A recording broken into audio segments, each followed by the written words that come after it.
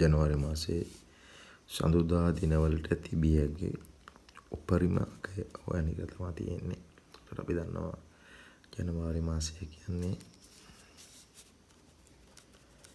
ජනවාරි කියන්නේ දින 31 මාසයක්. උපරිම ඉලක්කම 31. අපි සඳුදා 31 කියලා හිතුවොත් ඊළඟ සඳුදා පිටිපස්සට යන්න ඕනද මෙතනින් අපි අඩු කරන්න ඕන 7ක්. ඒකට අපි යනවා 24 කියලා. ඊට පස්සේ නැවත මේකෙන් 7ක් අඩු කරනවා.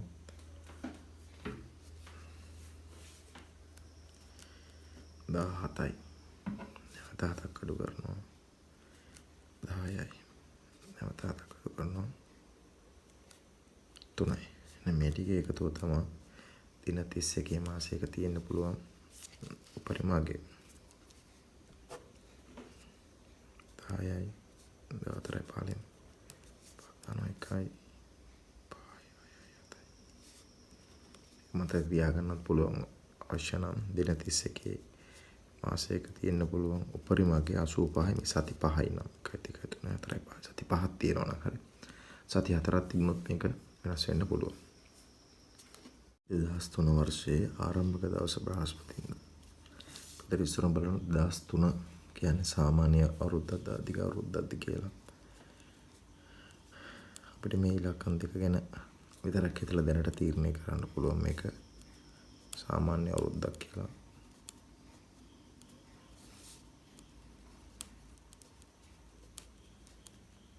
මේ අවසාන ඉලක්කම් දෙක සම්පූර්ණ විදිහට හතරෙන් බෙදෙන්නේ නැත්නම් ඒක සාමාන්‍ය වර්ෂයක්. මෙයා කියනවා ආරම්භක දවස බ්‍රහස්පතින්දා යනවා. පටන් ගන්න බ්‍රහස්පතින්දා ඊළඟ දවස සුරාදා ඊරිදා සඳුදා ගාරුවාදා බදාදා ඔහොම තමයි සතිය යන්නේ. එතකොට සාමාන්‍ය අවුරුද්දක දවස් තියෙනවා 365ක්. මේ අපි දන්නවා 7ක්. 3ට නැති 6ට 5 4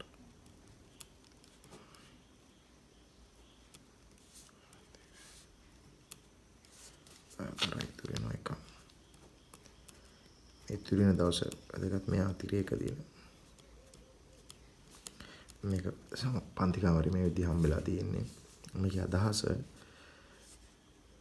මේ වර්ෂයේ පුරාම බ්‍රහස්පති දවස් තියෙන 52ක්. සුකුරාදා දවස් 52යි. සෙනසුරාදා දවස් 52යි. ඉරිදා 52යි. සෝමදා දවස් 52ක් තියෙනවා. ගාරුවාදා 52යි. වදාදා දවස් 52යි. මේක අතිරේක එක දිනයක්. දයා දෙන්නේ ජනවාරි 1 වෙනිදාට. ඒකට යා 53. අපෙන් අහන්නේ බ්‍රහස්පතින්දා අපදාද. බ්‍රහස්පතින්දා දවස් වල එකතු 53යි. දවස් ගාන 53යි බදාදා. බදාදා ප්‍රමාණය 52යි. අපේ උත්තර වෙන්නේ 105. අපහදලි කෙනෙක් 1 2 3 4 යන සංඛ්‍යා පමණක් භාවිතා කර එකිනෙකට වෙනස් ඉලක්කම් දෙකේ සංඛ්‍යා කීයක් නිර්මාණය කරන්න පුළුවන්ද කියන තරම් ආකාර ගණනක් සොයන්න තියෙන්නේ. දැන් හිතුවොත් 1 තියෙනවා 2 තියෙනවා 3 තියෙනවා 4. අපි සාමාන්‍ය උරු වෙලා තියෙන ආකාර හොයන විදිය එකත් එක්ක 2 ගන්නවා එකත් එක්ක 3 ගන්නවා එකත් එක්ක 4 ගන්නවා කියලා. දැන් මේකේ අවස්ථා 3යි. එතන අවස්ථා 2යි. මෙතන 1යි. එතන බිඳුවයි කියලා අරන් 3 2 5 1 6යි කියලා දාන්න. නමුත් මේ උත්තරේ මෙතනදී වැරදෙනවා මේ සංඛ්‍යාත්මක නිසා. අපි එකත් එක ගත්තොත් හදන්න පුළුවන් සංඛ්‍යාවක් දැන් වෙනම සලකලා බැලුවොත් 1 2 3 4 කියලා සංඛ්‍යාවලින් එකත් එක හදන්න පුළුවන් සංඛ්‍යා තියෙනවා. ඒක මුලට දාලා 1 2 1 2 12යි. 1 3 13යි. එතකොට 1 4යි આવොත් 14. ඇසේ එක පිටිපස්සට දාලා හදන්න පුළුවන් අය 2යි 1යි 21යි. 3යි 1යි 4යි 1යි. මෙහෙම අවස්ථාවක් තියෙනවා. ඊළඟ අවස්ථාව 2 ගත්තොත් 2යි 3යි 2යි 4යි කියලා අපි සංඛ්‍යා දෙකක් හදන්න පුළුවන් ඉස්සරහට. මේ දෙක මාරු කරලා හදන්න පුළුවන් එකක්. 32 42. ඊළඟ අවස්ථාවත් එහෙමයි.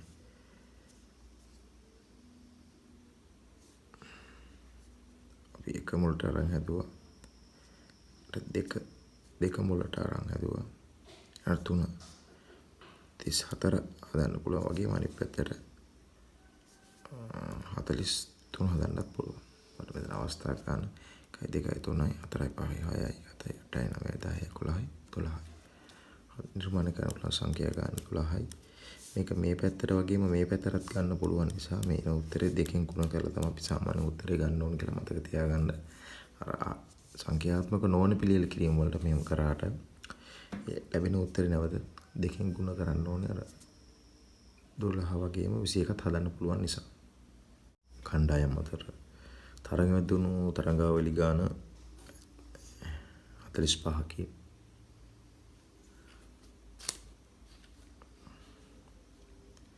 තරඟ සඳහා සම්බන්ධ වුණු කණ්ඩායම් ගාන මේක අපිට මෑතකදීත් හමුණා. මේක මෙතන තියෙන්නේ අර අතට දීම් සම්බන්ධම ක්‍රියාවලිය තමයි. අපි 45 තමයි වාර ගාන. මේ 45 ඇතුලේ තරඟ 45 කියන්නේ කණ්ඩායම් වෙන වෙනම ගත්තොත් එක තරඟයකට කණ්ඩායම් දෙකක් සම්බන්ධ වෙන නිසා මම ඒව දෙකෙන් ගුණ කරනවා. ඒතර මෙතන 90 තමයි තනි තනියෙන් ගත්තොත් කණ්ඩායම් තරඟාවලි ගත්තොත් තියෙන 45යි. ਪਰ අපි 90 හදන්න පුළුවන් විදිය 10 ගුණ කිරීම 9. මේක පාඩම මතක ඇති. ඒතකොට කණ්ඩායම් ගාන විදියට අපි ගන්න ලොකු සංඛ්‍යාව. එහෙනම් මේකට සම්බන්ධ වුණු කණ්ඩායම් ගාන 10යි. කණ්ඩායම් 10ක් සම්බන්ධ වුණා. අතරදීම වගේම තමයි. එහෙනම් තමන් එක්කම තරඟයක් කරන්න නැති නිසා තව කණ්ඩායම් 9ත් එක්ක තරඟ කරන්න වෙනවා. ඒකට 90යි. එකවර දෙදෙනෙක්ගේ අවස්ථාව පාවිච්චි වෙන නිසා යා දෙකට බෙදන්න ඕනේ. පිළිතුර මේ ඔය කියන විදිහට 45 හැදින්නේ. දැන් පිළිතුර එන්නේ 10යි. කාට හරි පාඩම අමතක නම් නැවත පාඩම් පොඩ්ඩක් බලන්න. මගේ පියාගේ වයස මවට වඩා අවුරුදු 6කින් වැඩිය. මා ඉපදින විට මවගේ වයස අවුරුදු 20කි. මෙතන මම ඉන්නවා, පියා ඉන්නවා, මව ඉන්නවා. මම ඉපදින විට මගේ වයස 0යි. මවගේ වයස අවුරුදු 20යි. මගේ පියාගේ වයස මවට වඩා අවුරුදු 6ක් වැඩි. එනවා 20යි නම් තාත්තට 26 වෙන්න ඕන. මෙයා කියනවා අපි තුන් දෙනාගේම දැන් වයස අවුරුදු 97යි කියලා කියනවා. අපි ඉස්සරෝම බලන්න ඕනේ මෙයාගේ වයසක් නැති වෙලාවේ මේ දෙන්නගේ වයස කීයද කියලා. 46ක් වෙනවා. මේ 46 එකතු 46 වෙනකම් මෙයාගේ වයස ආරම්භ වෙලා නැහැ. එතනින් පස්සේ තමයි මෙයාත් මේ වයස එකතු වීමට සම්බන්ධ වෙන්නේ. අපි 97න් මේ 46 අඩු කරොත්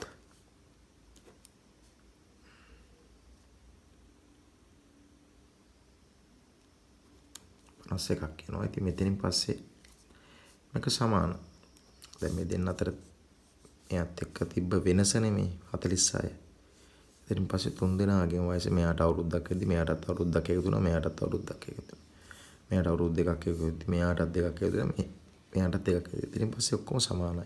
ඉතින් අපි මතක ඇති සමාන කිරීම පාඩම. එතකොට මේ 51 අයිති වෙන්නේ මේ තුන් දෙනාට. කොහොමද අයිති වෙන්නේ සමාන විදියට එන මෙයා තුනෙන් බෙදනවා අපි. 51 තුනෙන් අපි 51 තුනෙන් බෙදුවොත්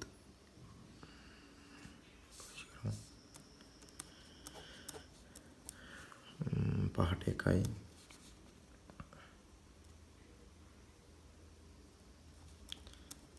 21කට 7යි පූර්ණ විදිහට බෙදනවා. එහෙනම් මෙයා කියන විදිහට මගේ වයස 17ක් වෙන්න ඕන. අපි බලමු ඒක. එතකොට පියාගේ වයසට 17ක් එකතු වෙන්න ඕනේ. 12යි 13 3 දැම්මා. තියෙනවා 2 3 1 4යි. පියාගේ වයස 43 එනවා. අම්මට 17ක් ඒව තියෙන්න ඕනේ. අම්මගේ වයස 37 වෙන බලන්න දැන් මේ දෙන්නගේ වයස 6ක වෙනසකුත් තියෙනවා. දැන් මේ ටික එකතු කරලා අපි බලන්න ඕනේ 97 එනවද කියලා. බලමු එකතු කරලා 17යි 43යි 37 6 10 7 දැම්ම එකක් ඉතුරුයි 3යි 4යි 8යි 1යි 97 එනවා. එහෙනම් දැන් මගේ වයස කීයද කියලා නම් මගේ වයස 17යි. දැන් මේකත් දැන් අමාරුයි වගේ පෙවුනට අපි මේ කියලා විතර මෙතනින් එහාට අපි අර ඉගෙන ගත්ත සමාන කිරීම පාඩම යටතේ මම මෙයා ඉස්සරහට යනවා. ඉතින් කනවල ස්වභාවය ඕකයි. ඉතින් පාඩම් තා හොඳින් මතක නම් අපිට ඒවා පාවිච්චි කරන්න පුළුවන්. ඊළඟ ගාන මේකට අපිට හම්බුණා සංඛ්‍යා ප්‍රේලිකාවක් 15ට දීලා තියෙනවා මේ ටික. සංඛ්‍යා 1 2 3 4 15ට 1 2 3 4 තොට හරහට දීලා තියෙනවා මේ ටික 1 2 3 4 1 2 3 15ට තියෙන විශාලම සංඛ්‍යාව 1 2 3 4 5 1 2 3 4 5 විශාලම කොටුව අපි ලියමු 27යි 26යි 5 ලියන්න පුළුවන් ටික අපි ලියමු. දැන් මෙතනින් එහාට අපි සම්බන්ධය 15ට ලියන්න යන්නේ. අපි මේවා හරහා මේ පැත්තට ලියන එක තමයි කරන්නේ. මේ පැත්තට ලියන්න පුළුවන් ලොකුම සංඛ්‍යාව 46 මෙතන පේනවා 75 පේනවා අපිට නේ. ලියන්න පුළුවන්. මෙතනින් පස්සේ ඕන මෙතන එන්න පුළුවන් 7274 වෙන්න පුළුවන් 7275 වෙන්න පුළුවන්. ඒක අපි දන්නේ නැහැ මේ පැත්තට මොකද්ද ලියවෙන්නේ කියලා. හරි උඩ තියෙන්නේ දෙක. මේ පැත්තට. අපි මේ පැත්තට බැලුවොත් මේ පැත්තට තියෙනවා 47 ඉවර වෙනකන් මෙයා 847 වෙන්න ඕනේ. ඊළඟ ඉවරට කපමු. මෙයා ඉවරයි. මෙයා ඉවරයි. මෙයා ඉවරයි. සමය අපිලියල ඉවරයි. ඒතර අපිට 1 2යි 72යි 74 මෙතෙන් දාලා 72යි 75 මෙතෙන් අපි දැම්මොත් දාලා බලමු. මේක හදන්න බෑ.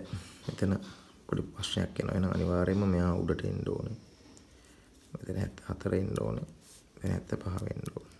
එහෙම ගියොත් තමයි අපිට මෙතන 85 කරගෙන මෙතන 7 කරගන්න පුළුවන්. යම් කාලයක් යනවා.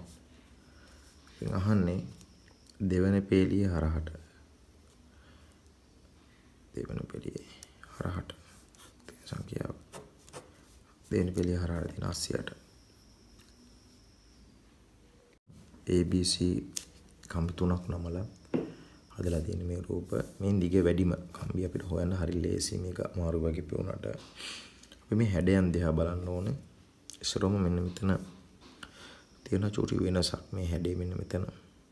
මේක අපිට වෙනස් වගේ පෙවුනට මෙන්න මේ ඉර වෙනුවෙන් මෙතෙන් මෙතෙන්ද තියෙන ඉර වෙනුවෙන් මම මේ පැත්තෙන් ඉරක් අඳිනවා. ඒ දිගමයි. ඒකට මේ අපිට වැඩක් නැහැ. මෙතෙන් මෙතෙන්ද තියෙන ඉරෙන් මෙන්න මේ ඉරක් අපි අඳිනවා. එතකොට මේ හැඩ තුනේම බාහිර පෙනුම සමානයි. අතුර නෙමෙයි බාහිර එළියේ තුනම එකම විදියට යන. එතකොට වෙනස හැදෙන්නේ මේ ඉරේ. අපිට දැක්කහම පේනවා මේ අනිත් ඉරේ ඔක්කොම මේ අවසානයකට ආවට මෙයා එවිලා තියෙන්නේ මෙච්චරයි. එහෙනම් මෙයා දිගින් අඩුම කෙනා. එයා අපිට වැඩක් නැහැ. අපි ගහන්නේ වැඩිම කෙනා. ඊළඟ එකේ මේකේ සම්බන්ධ වීම අපි බැලුවොත් මෙතන ඉඳන් මෙතෙන්ට තියෙන දුරට වඩා මෙතන ඉඳන් මෙතෙන්ට දුර වැඩි. දැන් මේ ඉර ඇඳලා තියෙන්නේ මේ මුල්ලේ ඉඳන් මේ මුල්ලටනේ. ඒකට මේකේ දිගම වැඩිම කෙනා C. ඒක කිසිම ගණන් කියාවක් නැහැ. චුට්ටක් හිතන්න විතරයි තියෙන්නේ.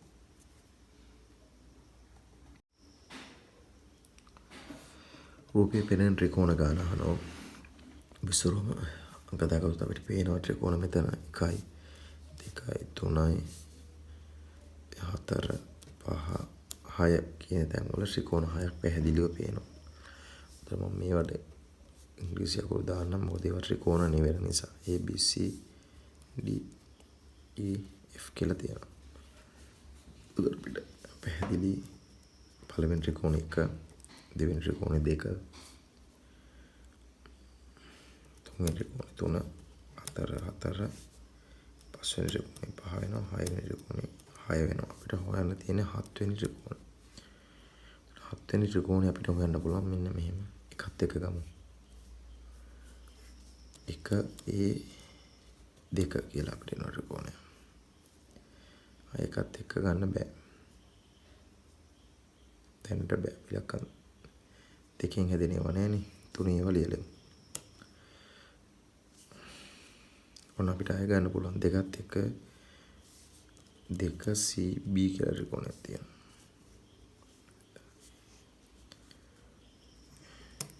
ඊළඟට අපිට ආයෙ ගන්න පුළුවන් තුනත් එක ගන්න බෑ. හතරත් එක 4 DA කියලා එකක් තියෙනවා. 4D 5 A නෙවෙයි. මෙන්න මේක. ඊළඟට ආයෙ එකක් ගන්න පුළුවන් 5 10 ගන්න පුළුවන් 5 F6 කියලා. එහෙම.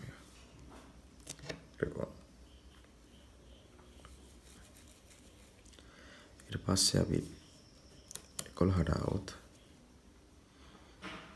අපිට මේ ටික තුනෙන් අයින් ගන්න බෑ. මේ ටික එකතු කරලා එකක් ගන්න පුළුවන් නේ.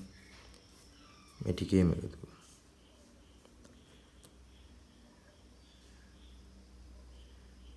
එක දෙක තුන කියන සංඛ්‍යාවත් එක්ක AB C කියන මේ සම්පූර්ණ පළුව ගත්තොත් එකක් 12 හදන්න පුළුවන් මේ ටිකේ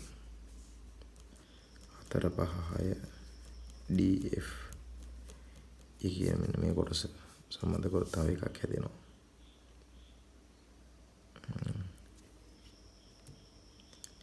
මේක අපිට හදාගන්න පුළුවන් ත්‍රිකෝණ ගන්න ත්‍රිකෝණ 12යි. 10 ප්‍රශ්න අපෙන් අහනවා ෆාතිමා ඉන්නවා, මිෂෙල් ඉන්නවා, කවිෂා සහ රාමන් ඉන්නවා. තමයි සිව්දෙනෙක්. මිෂෙල් පාතිමාට වඩා වැඩිමහල්. මේක ඉරකින් ගත්තොත් මේ මිෂෙල් කියන කෙනා වැඩිමහල් වෙනවා පාතිමාට වඩා. අතර කවිෂාට වඩා බාලයි. එහෙනම් කවිෂා උඩින් ඉන්න ඕන. කවිෂාට වඩා බාලයි. මේක කියවන්නේ මෙහෙම. මිෂෙල් පාතිමාට වඩා වැඩිමහල් වන අතර කවිෂාට වඩා බාලයි. රාමන් මිෂෙල්ට වඩා බාලයි. රාමන් කියන කෙනා මිෂෙල්ට වඩා බාලයි. ඉතින් මෙතන ඉන්නත් පුළුවන්, මෙහි ඉන්නත් පුළුවන්. බාල පාතිමාට වඩා වැඩිමහල්. මිෂෙල්ට වඩා බාල, පාතිමාට වඩා වැඩිමහල් නම් රාමන්ට මෙතන තමයි ඉන්නේ.